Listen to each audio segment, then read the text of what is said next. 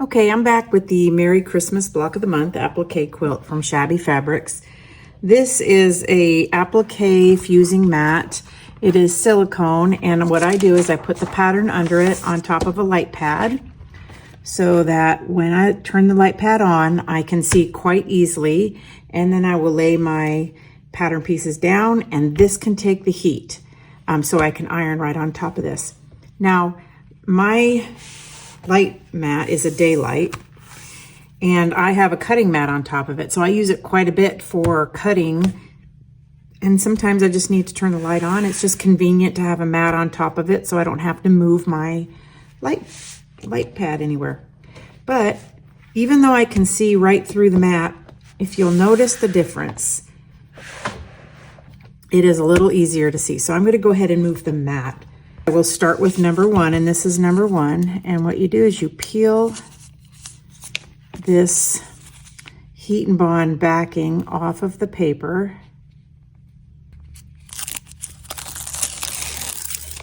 And so now it's not sticky, but when you press it, it will be. You can see the shiny. I'm going to line it up on one of the ends, and I'm just going to move along and continue to line it up. At this point, I wouldn't need to press this one because there's nothing really to press it to. You can see the dotted line there. Even though that piece won't show, I need to, that's what I'm going to match it up to. When do you guys quilt and do your sewing projects? Do you do it in the morning? Do you do it at night? I read this article that for the average family, time in the evening, 6, 7 o'clock to about 8 o'clock is what we call the golden hour. That's the time parents get to spend with their kids and have quality time after dinner, after activities and sports. And I thought, well, I'm an empty nester, so I think my golden hour is sewing. That's when I come out here. Now I'll keep pulling these pieces out. Usually what I do is I will line them up in order. So I'll probably pause here and go ahead and do that just so it's organized. And then I also need to set up my little iron. Okay, I got all the pieces laid out over here up in a row. And so it goes just 1, 2, 3, 4, etc. And we're gonna get started. So number 1, it's right here. Number 2 is this here, so you'll notice the sticky side on the bottom, and just go along, line up that second end over here. Only going to worry about pressing these two. I don't need to do anything down here because there's nothing to press it to. And look, even after pressing, it just lifts right off this silicone mat, but these will stick together. All right, so we'll do number 3. Number 3 is the other piece of snow, which is right here.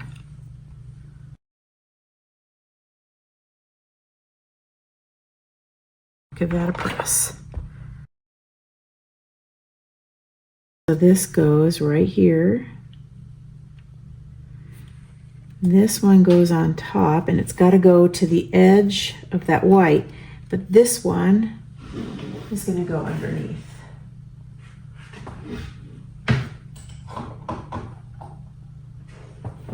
So I'm going to lift this up and just slide that under there.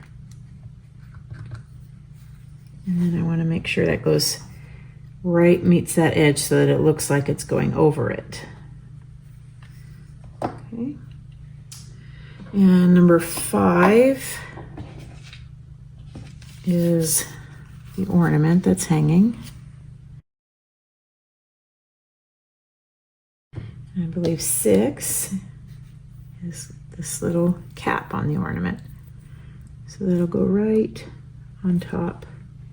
It's got to go on top of the ornament and on top of the hanger.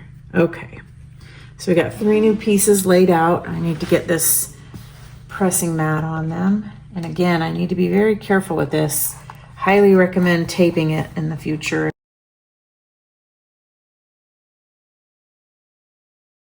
And then I'm going to make sure, since it's heated, that it's going right up to the edge. It's perfect. One more press. All right, so what's next?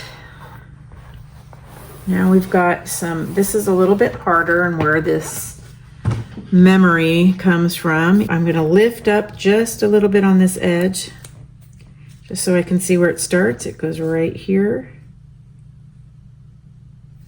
And just kind of push it across. There we go.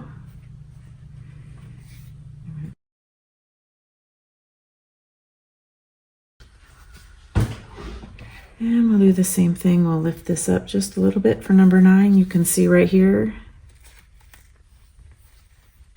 is where it starts. Kind of line that up to the edge. Perfect. And just push it till it curves properly.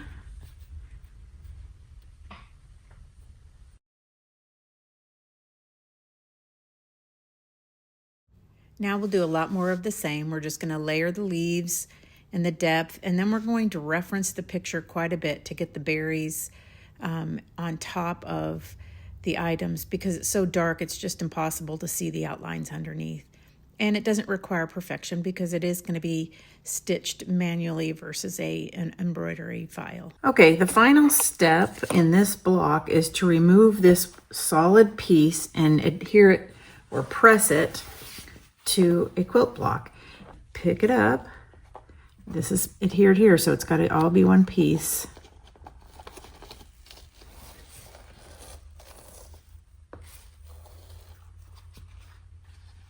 Set it aside for just a second.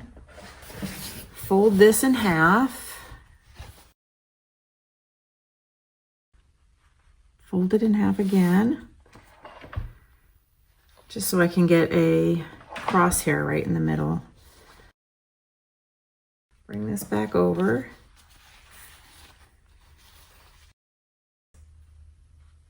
About right here is the center. I have a Lori Holt 12.5 by 12.5, so this is around the center of the block or the mat, the piece background. You can see I've got about 1 inch here and no room over there. So I need to bring it to the left.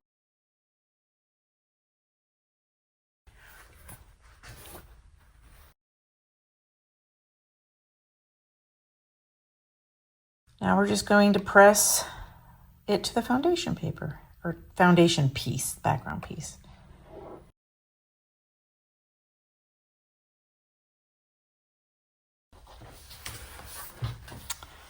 There we go. See for Christmas.